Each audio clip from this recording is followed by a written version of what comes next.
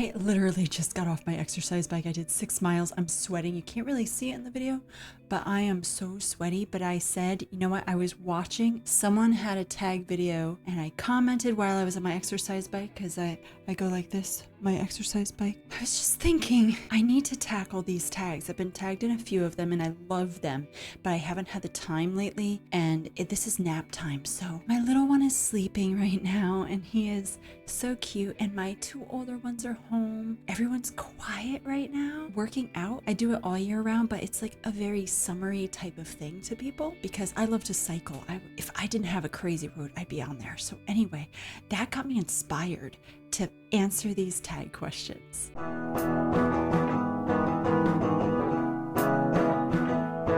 Okay, so this, I was tagged by Literary Me. Thank you so much for this. If you have not followed Literary Me, I love her videos. She has very fun reviews and I love learning about books that a lot of them I haven't heard, some of them I have, but most of them I haven't. I just love watching booktubers where I can learn about books and maybe be inspired to read them. But this was great. This is a specific summer tag. So barbecue time. I love this question. Pick a favorite author. They're inviting you to a barbecue to announce their newest work. What do you hope they're announcing? Oh man, so I recently said who my favorite authors are and I had never really thought about favorite authors. Oh man, I'm all sweaty, I'm sorry. So if I do an author who's alive, I'll be back one second, I gotta research. I've been reading a lot of books by Suzanne Woods Fisher, so I have no idea what she's like. I don't know. I haven't read loads of her books, but I've read many recently. She's not my favorite author, but you know what? Since I am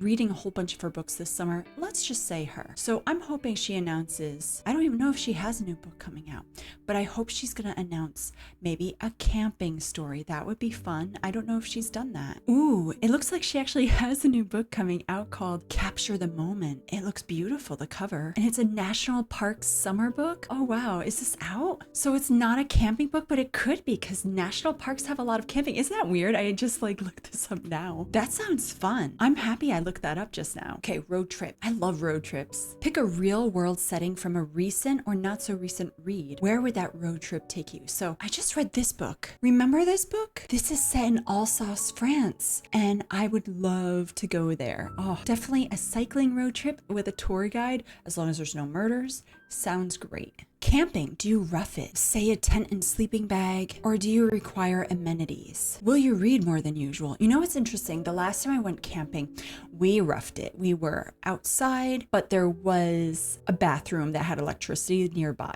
We were sleeping on the ground in the tent. We made the food all there on the spot over a campfire, and I did make pancakes, so I had a burner thing. I don't have it anymore. I haven't gone camping since I think 2018. Maybe again one day, but next time I go camping, I think I would do like an RV, maybe a little bit of glamping, or something with more support from my back. I am older now. I think it's time.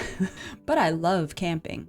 So I've always roughed it. I used to go to summer camp and I would sleep in tents outside, no electricity. It was great. I even remember, isn't that weird? I remember the last book that I read when I was camping, which was about a woman that was a librarian during the time when during World War II, when all the Japanese kids were sent to internment camps, and she wrote letters to them. And it was such a beautiful story. It's called Dear Miss Breed. There were times where we would just sit by the fire and it was still light out, or we just sit and hang out and I'd be reading that thing. But we did other fun stuff too. But yeah, that was the book that I read. So I'll probably read the same amount. I would probably need another book actually. I read more than I did then. Festivals. Oh, I'm attending a festival, guys, a BookTube Festival. I've never even heard of these. Do they exist? Dressing. So the idea is that you have to dress as your favorite literary character. So who do I go dressed as? Ooh, I don't even know who my favorite literary character would be. I really like some of the characters from Little Women. So maybe I would dress as maybe the mother. You know what? I'm a mother of children. I'll dress as the mother. Yeah, it's that time, I'm a mom. Slice of life. What is something others may consider simple or mundane, but it's something you can't see a summer without? Ooh, frogs. I know this sounds crazy, but the idea of hearing peeper toads in the night, I love that sound. I like to go to the lake. I cannot go a summer without going into water, any body of water. Give me the ocean, give me a lake. I'm more of a lake girl. I need to go swimming. It's a summer thing. You have to go swimming. Ooh, scary stories. Ooh. Which author would you invite to go camping with, you knowing you would want to hear the scariest story they can tell around the campfire? Now, I don't want a long-winded story. That would be very Stephen King, and I cannot get into his books. I tried. I cannot. I think I read a book of his. I got 200 pages in and I gave up.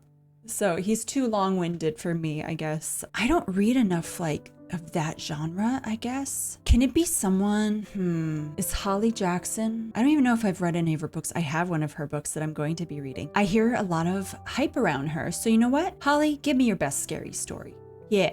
We're on a first name basis now, and I don't even know anything about you. Ooh, First Love, Summer Crush. Do you remember those guys? Those are so cute and so fun, but sometimes not fun. A romantic interest during the summer months often leads to a bittersweet ending or a lasting impact. Which do you prefer to read?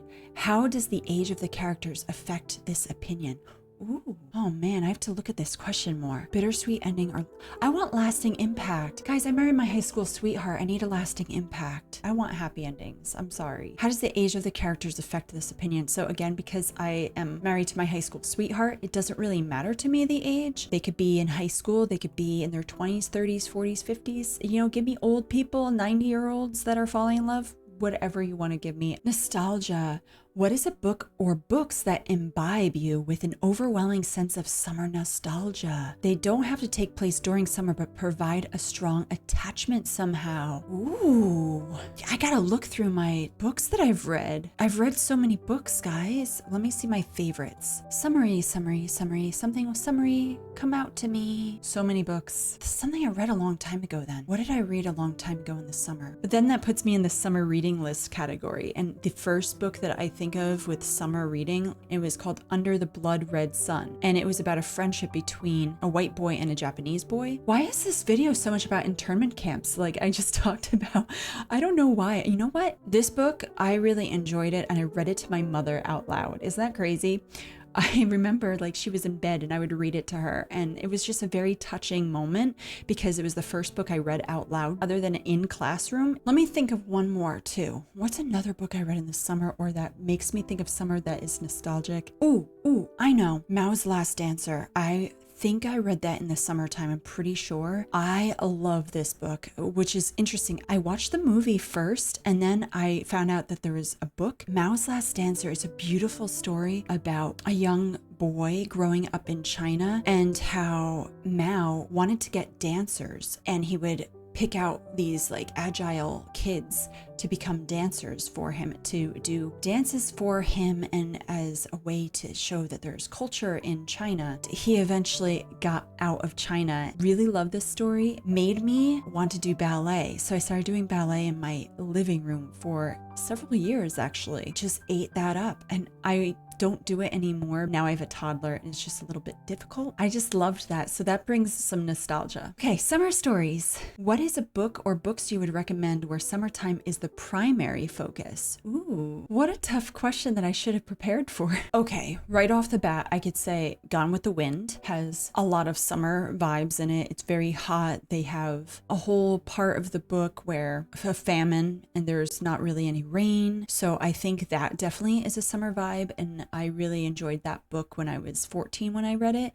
and it still stands as one of the best books I had read. Running for My Life is a book that I read. That one I really enjoyed a lot. And again, I read a lot of books where it's about survivors from genocide and different situations. And this book is about a man. He was an Olympian. He didn't win any medal. He was a refugee. He had been in an area that was war torn and where there were lots of child soldiers and such. And so he came out of that, and now he is a runner. I don't know if he's running anymore, but when I read the book, he was still a runner, and I loved watching him run. Yeah, Running for My Life, definitely, because Summer Olympics, I love reading Olympian stories. On the Banks of Plum Creek, this is one of the Little House on the Prairie books. This one is very summery to me because there's the sod house, and I just really love the way they describe a lot of the things in this book, and it's a very chill, cozy type of story compared to some of the other ones. Oh, and this one has the grasshopper weather in it, where all the grasshoppers, the locusts, eat away at everything. So it shows a lot of realism for what could happen if you're living in an area like that. There are blizzards, so there's, you know, a different weather in this book. Flower Heart. This book is really, really cute and has flowers. It's got a little romance that's clean, a young woman who has a lot of joy in her life, and I really love this story. So it's a beautiful one that I think is good for summer. The Island of Sea Women. So I have mentioned how I like Lisa C and her books, but